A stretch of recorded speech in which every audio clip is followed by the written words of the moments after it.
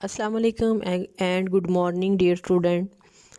FAIT اسلامیات اختیاری. آج ہم پڑھیں گے حضرت عمر فاروق کی خدمات اور کارنامے. سیکنڈ خلافت ہماری چل رہی ہے. کل ہم نے حضرت ابوبکر صدیق کے بارے میں، حضرت عمر فاروق کے بارے میں پڑھا تھا، ان کی شخصیت کے بارے میں پڑھا تھا، ان کے کردار کے بارے میں پڑھا تھا. آج ان کی خدمات اور کارنامے دیکھیں گے. سب سے پہلے اگر ہم دیکھتے ہیں تو ان کا شورائی نظام، کہ خلافت کے مشورے کے بغیر، خلافت مشورے کے بغیر چل ہی نہیں سکتی.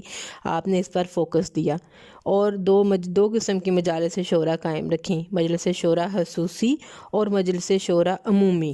اب مجلس شورا خصوصی اور عمومی جو تھی، یہ دونوں انصار و مہاجرین میں جلیل القدر جتنے صحابی تھے وہ خصوصی میں موجود تھے، اور کوئی بھی آپ کا جو تھا مسئلہ ہوتا، فوجی معاملات ہوتے، آپ نے ان صحابہ سے مشورہ کرتے. وہ صحابہ حضرت علی، عبد الرحمن بن عوف، معاذ بن جبل، ایسے ممتاز صحابہ رضی اللہ تعالیٰ عنہما موجود تھے. مجلس شورا عمومی، اس مجلس میں دارالخلافہ مدینہ منورہ کے تمام لوگ شامل تھے. جب بھی کوئی اہم مسئلہ پیش آتا تو تمام لوگوں کی آراء معلوم کرتے اور پھر اس کا فیصلہ کرتے. مسجد نبوی اسمبلی ہال دارالندوہ اسلامیہ اور مرکزی سیکریٹریٹ کا کام دیتی تھیں، بلکہ مرکزی دارالخلافہ بھی مسجد نبوی ہی تھا. کہ مسجد نبوی میں یہ مجلس لگتی ہے، مجلس شورا خصوصی اور مجلس شورا عمومی. تو یہ ہمیں یہاں سے کیا پتہ چل رہا ہے کہ کوئی بھی کام ہو جب ہم مشورے سے کرتے ہیں تو وہ زیادہ خوبصورت ہو کے ہمارے سامنے آتا ہے. پھر فلاحی مملکت کا قیام آپ نے کیا. فلاحی مملکت کیا تھی؟ کہ فلاح و بہبود کے لیے کام کرنا، رات کو گلیوں کا، کوچوں کا، بازاروں کا، جھونپڑیوں میں پھرنا. یقیناً ایسی حکومت فلاحی حکومت ہی ہو سکتی ہے. حضرت عمر کو فلاحی مملکت کا بانی کہا جاتا ہے. کہ لوگوں کے حالات کا پتہ کرنا یہ حضرت عمر فاروق کے دور میں شروع ہوا. پھر مرکزی اور جمہوری حکومت کا قیام، کہ آپ نے مرکزی حکومت کی داغ بیل ڈالی کہ مرکزی حیثیت خلیفہ کو حاصل ہے، جو وہاں کا جو خلیفہ وقت ہوگا وہ تمام فیصلے کرے گا. اور عہد فاروقی میں ہی نظام حکومت میں جمہوری روح کار فرما تھی. آمریت اور ڈکٹیٹرشپ کے رجحانات کا وجود تک نہ تھا، کہ جو کام ہوگا وہ باہم مشورے سے ہوگا. خلیفہ وقت بھی اس کو منوعاً نہیں کہہ سکتا کہ یہ ایسے کر لیا جائے. اسلامی سلطنت میں توسیع کی، آپ نے بہت سی جنگیں لڑیں دشمنان اسلام کو، اور بہت سی جو تھی مسلمانوں کو کامیابی کا سامنا ہوا. دشمنان اسلام کو ختم کیا، یعنی چنانچہ آپ نے عراق، ایران، جزیرہ کونستان، آذربائیجان کے تمام علاقے اسلامی سلطنت میں شامل ہوئے آپ کے دور حکومت میں، اور سلطنت میں وسعت آئی. اسلامی سلطنت میں توسیع واقع ہوئی. بیت المال کی تنظیم آپ نے کی. عہد فاروقی کا ایک عظیم کارنامہ بیت المال کو منظم کرنا. عہد فاروقی سے پہلے بیت المال کا کوئی باقاعدہ انتظام نہیں تھا. اس سے پہلے جتنی آمدنی جمع ہوتی تھی، جمع ہوتے ہی عوام میں حسب ضرورت تقسیم کر دی جاتی تھی. لیکن حضرت عمر کے دور میں جب حکومت کی توسیع کے ساتھ آمدنی میں اضافہ ہوا تو آپ نے مجلس مشاورت سے رائے لے کر بیت المال کی باقاعدہ تنظیم بندی کر دی، کہ اتنا حصہ کس طرف جائے گا، اتنا حصہ غریبوں میں جائے گا، اتنا حصہ فوجیوں کے پاس جائے گا، اتنا حصہ جو کام کرنے والے ہیں، جو پڑھانے والے ہیں ان کے پاس آئے گا. تو یہ تمام نظم و ضبط آپ نے بیت المال کی ایک باقاعدہ منظم چارٹ کی صورت میں اس کو تشکیل دے دیا. پھر محکمہ عدالت کی تنظیم ہوئی. آپ کے دور میں ہی عدلیہ کا انتظام جو تھا وہ معرض وجود میں آیا، اور بہت سے لوگوں کو اس سے آسانی ہوئی. بہت سے ایسے افسران جو کام نہیں کرتے تھے ان کو معزول کیا گیا. بہت سے معزز، متقی، پارسا اور اہل علم و فضل کو قضاء کے عہدے پر تعینات کیا گیا. قضاء یعنی قاضی کے عہدے پر. اور آپ نے قاضیوں کے لیے بہت اونچی تنخواہیں مقرر کیں کہ جو عدالت کے فیصلے کرنے والے تھے. پھر دینی خدمات آپ کے دور میں سر انجام پائیں. بہت سے جو تھی لوگوں کو ان کی خدمات میں دینیہ کی تفصیل دی گئی، اور دینی خدمات میں نہایت وسیع پیمانے پر سر انجام دی گئیں. فروغ اسلام ہوا. اسلام کو فروغ دینے کے لیے غیر مسلموں رعایا کے حقوق کی پوری نگہداشت کی گئی، کہ غیر مسلموں کو ان کے حقوق دیے جائیں، وہ مسلمانوں کے ان رویوں سے متاثر ہو کر اسلام میں داخل ہو جائیں. آپ کے حسن سلوک اور رواداری کا عملی مظاہرہ دے کر ایرانی جرنیل ہرمزان مسلمان ہو گیا. جنگ قادسیہ کے بعد تقریباً 4000 غیر مسلم فوج کے نے مسلمانوں کے اہلاک سے گرویدہ ہو کر دعوت اسلام قبول کر لی۔ تعلیم قرآن کا اہتمام آپ نے کیا کہ آپ رضی اللہ تعالیٰ عنہ نے اپنے عہدہ خلافت میں تدریس قرآن کا ایک بڑے اعلیٰ طریقے پر اہتمام کیا تھا۔ معلمین قرآن اور حفاظ کرام کی باقاعدہ اور معقول تنہائیں مقرر کی کہ وہ لوگوں کو پڑھائیں اور اپنے تنہا حاصل کریں۔ ناظرہ قرآن کے علاوہ بہت سے لوگوں نے اسے حفظ کرنا شروع کر دیا۔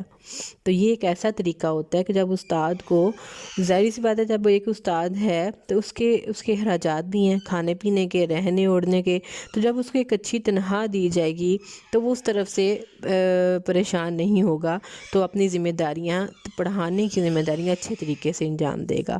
پھر اہتمام حدیث، قرآن کی تعلیم و تدریس کے ساتھ ساتھ امیر المومنین حضرت عمر فاروق نے حفاظت حدیث کی طرف بھی پوری توجہ دی اور صحابہ کرام کو مختلف علاقوں میں بھیجا اور احادیث کو اکٹھا کیا۔ اہتمام فقہ، آپ نے فقہ کا اہتمام کیا کہ لوگوں کو روزہ، نماز کی تمام دینی مسائل کا علم ہو، غسل کس طرح کرنا ہے، وضو کس طرح کرنا ہے، اس کی باقاعدہ کلاسز لگائی جاتی ہیں تاکہ لوگ اس سے مستفید ہوں اور اپنے علم کو وسیع کریں۔ حرم پاک اور مسجد نبوی کی توسیع ہوئی، مسجد نبوی کی بھی اور زمین اس میں شامل کر دی گئی اور حرم پاک یعنی خانہ کعبہ کو بھی مزید توسیع دی گئی۔ یہ آپ کی دور میں ہوا۔ تعمیرات دور فاروقی اگر ہم دیکھتے ہیں تو مسافروں کے لیے مکہ، مدینہ اور دیگر شہروں کے درمیان سڑکوں پر ہر منزل پر سرائیں، چوکیاں، حوض تعمیر کیے گئے۔ سرائے کے جہاں رک کر وہ اپنے سفر کی تھکن اتار لیں، کھانا وغیرہ کھا لیں، نماز پڑھ لیں۔ تو یہ تمام عمارتیں انتہائی سادہ، کم حرج اور صرف ضرورت کے مطابق تھیں۔ نئے شہروں کو بسایا آپ کے دور میں کہ آپ نے نئے شہر بنائے جن میں بصرہ، کوفہ، فسطاط، موصل، یہ تمام شہر جو تھے یہ آپ کے دور میں بنے۔ عسکری نظام اگر ہم دیکھتے ہیں تو عسکری نظام میں حضرت عمر فاروق رضی اللہ تعالیٰ عنہ نے بہت کام کیا، چھاؤنیاں بنائیں، فوجیوں کی رہائش گاہیں باقاعدہ بنائیں، ان کی ضروریات کے لیے باقاعدہ سامان مہیا کیا گیا، جنگی ساز و سامان، نیزہ، کمان، تیر، ڈھال، ذرہ بنکتر، بند حریدے، فوجیوں کے لیے شرائط اور سہولیات اور باقاعدہ قوانین مرتب کیے گئے۔ اس فوج کی بدولت اسلامی حکومت کیسر و کسریٰ کے ایوانوں میں تہلکہ برپا کرنے کے قابل ہو گئی۔ پھر پولیس کا نظام آپ کے دور حکومت میں بنا کہ پولیس کے محکمے کے افسر اعلیٰ کا نام صاحب احداث رکھا گیا اور لوگوں کے لیے ان کی خدمت کرنا لازم قرار دے دیا گیا۔ راستوں میں کئی قسم کی رکاوٹیں کھڑی نہ کی جائیں، جو لوگ تجارت کرتے ہیں ان کی دیکھ بھال کی جائے، قافلوں کی نگہداشت کی جائے، جیلیں باقاعدہ بنوائیں گئیں کہ جو جرائم کرتے ہیں وہ اپنی سزائیں بھگتیں ان جیلوں میں جا کر۔ پھر بندوبست اراضی آپ کے دور میں ہوا کہ آپ نے پانی کی قلت دور کرنے، نظام آبپاشی کو بہتر بنانے اور کثیر رقبہ زمین کو زیر کاشت لانے کے لیے آپ نے درج ذیل نہریں بھی بنوائیں، جن میں نہر ابو موسیٰ، نہر معقل، نہر امیر المومنین، نہر سعد، یہ 4 نہریں جو تھیں وہ آپ نے بنائیں۔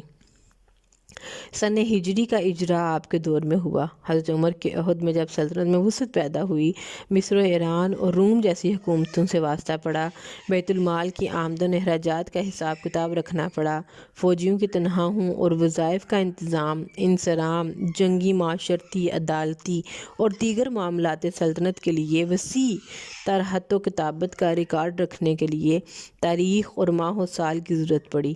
چنانچہ حضرت عمر فاروق نے مجلس مشاورت کے سامنے یہ مسئلہ پیش کیا۔